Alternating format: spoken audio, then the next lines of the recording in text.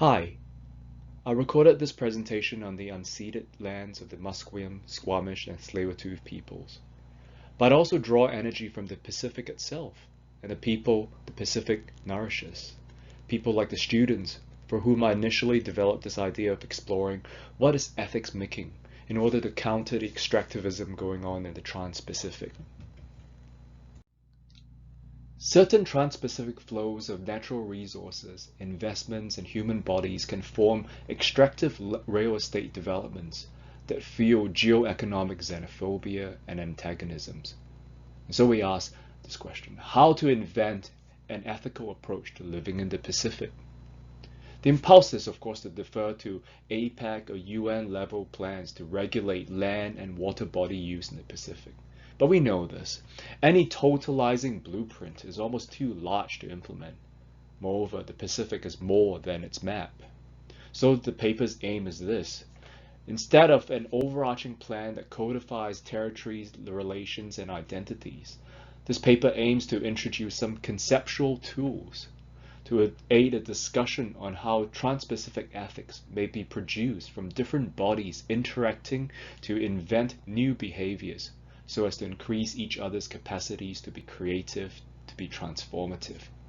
And such behaviors may be fleeting and modifiable depending on the composition of the bodies that are gathered for a particular activism or particular project. And by no means are these conceptual tools the only ones for advancing Trans-Pacific ethics. They are simply some of the countless tools that different Pacific struggles can use if necessary. This paper aims to articulate this ethics-making approach in three parts. In part one, I will briefly discuss how extractive land economies diminish many historically disadvantaged peoples' powers of resistance and creativity. In part two, I'll turn to the concept of the outside as developed by the philosopher Gilles Deleuze, to push thinking outside habitual reliance on preset models, to thus reorient thinking to embrace an ancient realities and experimentations as productive forces. More importantly, resisting the reliance on preset models can be conceived as resisting the neo-colonial desires for ideal binary end states. In part three, extending this concept of the outside, I would posit that ethics is an invention of new behaviors between bodies instead of an obedience to preconceived codes of conduct. Politically speaking, resisting an immutable Trans-Pacific code of conduct can be considered as being really attentive to the innumerable transforming and transformative Pacific lands, seas, and peoples.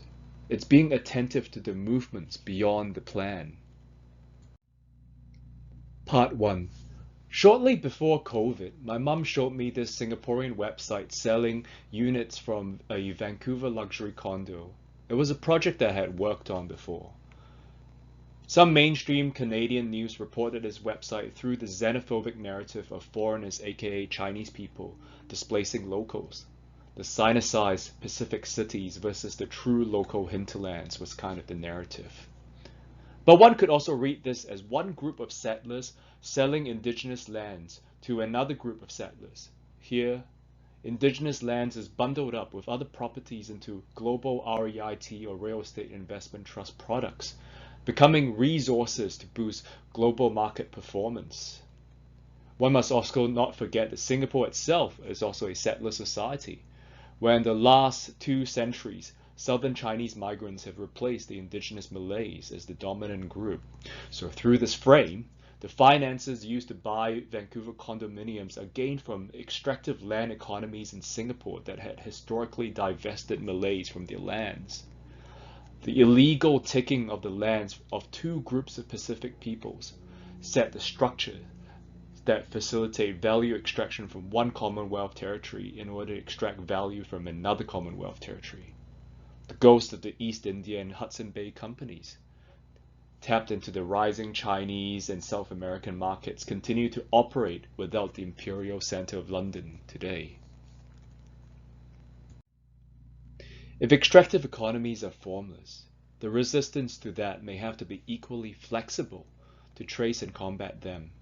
Resistance may emerge from the unquantifiable synergies and potential alignments that may develop between different justice and equity activisms in Hong Kong, Australia, Singapore, and the Pacific Northwest, etc. These alignments may trace the same line as the Pacific flows. Resistance entails resisting idyllic realms or end states that can be easily repackaged as urban forms that perpetuate extractivism. Resistance in the Transpacific renews over and over as different activisms connect. It is with this notion of resistance needing an amorphous form, the next section opens up with the concept of the outside. What is this outside? One can start by saying this outside is not a mappable Cartesian space. Rather, it is the connection of the Pacific lands, the seas, and peoples with vectors splintering into even more vectors. It is the tendencies to its alternatives without prescribing the precise alternative territory, city, relation, or behavior. It is spatial and even material, but resists predetermined urban architectural models. It is the space of the potential for spaces. And we can turn to the philosopher Joe Deleuze to further elaborate this outside. Here are two quotes about the outside by Joe Deleuze. As I can see from these quotes, for Deleuze, the peristaltic movements that compose the outside are not ready-made concepts. They are the unthought. It is important to stress that the unthought, however, is not the absence of thinking. Rather, the unthought is precisely what thinking is, as Deleuze writes. The unthought lies at thinking's very heart. And what does Deleuze mean by that? For Deleuze, thinking, or more precisely to philosophize, is the invention of new concepts. It has to go beyond the convention of the subject's supposed stable, beautiful mind that reunites experience with ready-made articulatable concepts. Instead, true thinking takes place in this outside, where thinking necessarily embodies anxieties that disrupt the assumed detached thinker. What can design's body do to disrupt the stability of extractive design processes? Conventional design practices often allocate what is encountered to ready-made problems and ready-made solutions. For example, housing unaffordability is attributed to low housing stock, and building more would simply solve it. The unproblematic use of precedents and typologies is often how we reaffirm our assumed rational mind, our assumed beautiful interiority.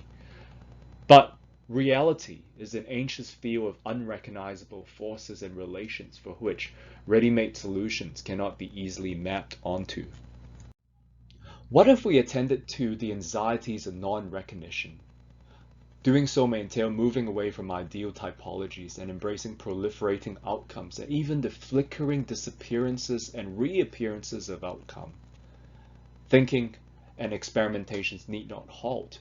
Thinking persists because of these anxieties. The anxieties press thinking and experimentation toward even newer connections and inventions. In this ancient Pacific, there's no choice but invention. We build objects to build questions instead of just the other way round.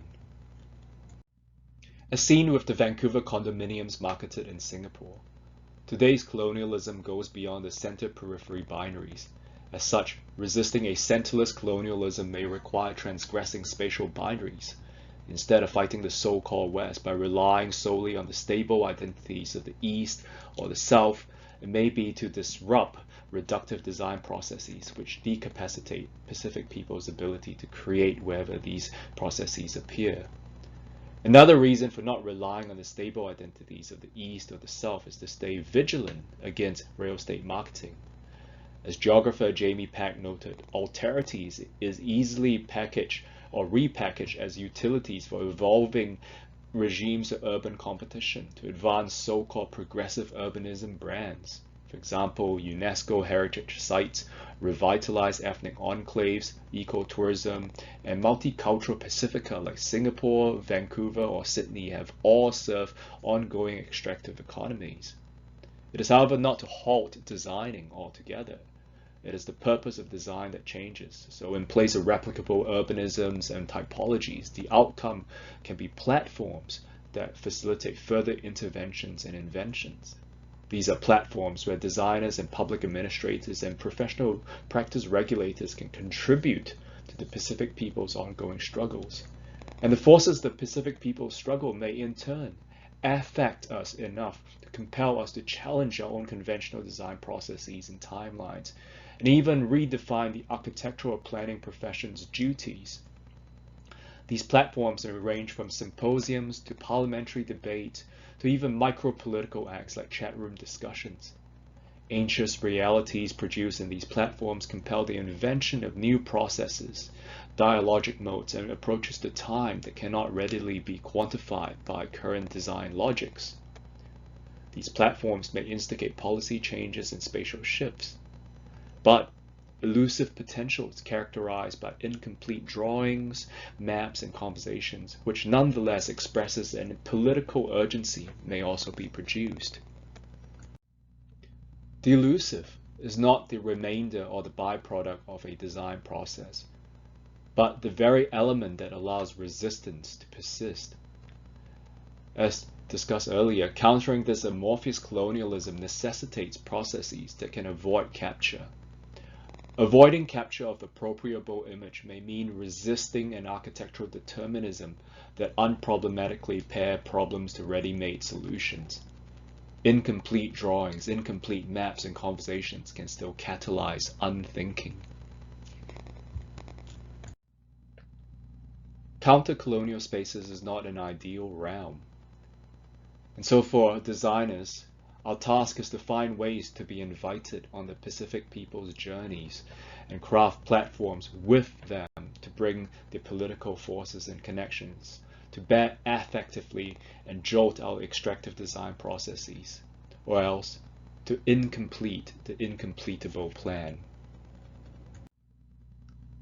Part 3. How to speak of ethics when the territory is yet known.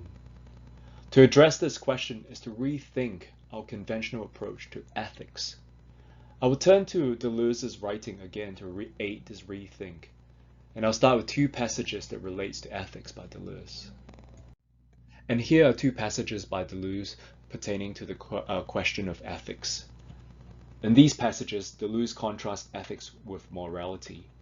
Morality codifies behaviors according to assumed transcendental or given binaries of good versus bad. So obedience to state bylaws is good, whereas disobedience is bad. Morality's operative word is no.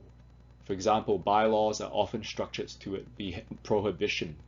Prohibition relies on predetermined relations and values between bodies, so unsanctioned, unexpected actions are considered bad. On the other hand, ethics is a will towards crafting new modes of living. Being ethical is a creative, if not aesthetical, endeavor. For Deleuze, ethics operates through experimentations and inventions of new values, new relations, and even new valuation systems. Ethics is a question of knowing what relations to form with what bodies in order to increase each other's capacities to act. Moreover, while aiding each other, it is important we preserve and respect each other so that we do not simply congeal into one undifferentiated identity. This is so different Pacific peoples can work together while retaining the particularities of their local struggles without dissolving into an undifferentiated or average decolonial Pacific subject Pacific movement. What is valued in the encounter of bodies is the way bodies invent new relations to advance each other's powers to create agencies and territories. The word ethics can be linked with its etymological cognate ethology, which pertains to how animals and humans form behaviors to aid each other. In other words, the value is the potentials that grow from the encounters of bodies rather than the categories, lineages, and identities affixed to bodies. Additionally, the encounter of bodies also produces new platforms, new systems, and even newer methodologies to generate even newer potentials. In other words, systems that create potentials and values form immanently in the encounter.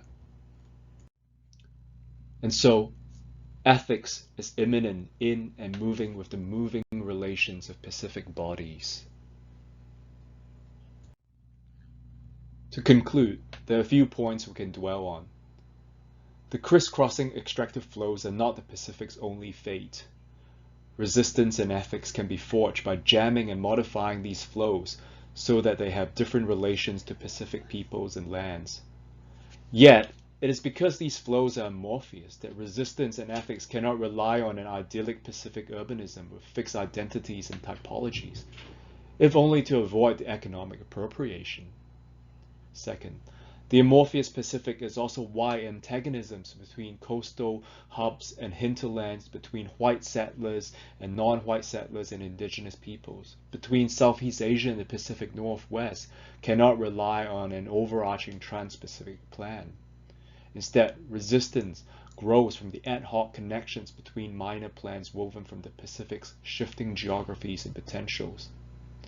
The Southeast Asian town planning students I am working with were engaging with indigenous struggles in Canada from one of the many minor plans that bear yet told potentials. Third, all these minor plans across the Pacific do not constitute a totalized Pacific future. Yet, it is the impossibility to totalize the Pacific and the anxieties this impossibility produces that may be the impetus for us to unthink design conventions and for us to press on to form and renew connections. It is an impetus to experiment with how different bodies can relate so as to increase each other's capacities to create, to forge new territories and new desires. Fourth, and this is why we say this refusal of an overarching plan is not a refusal of action, only a refusal of finality. This is a refusal of the end of reinventing inventions.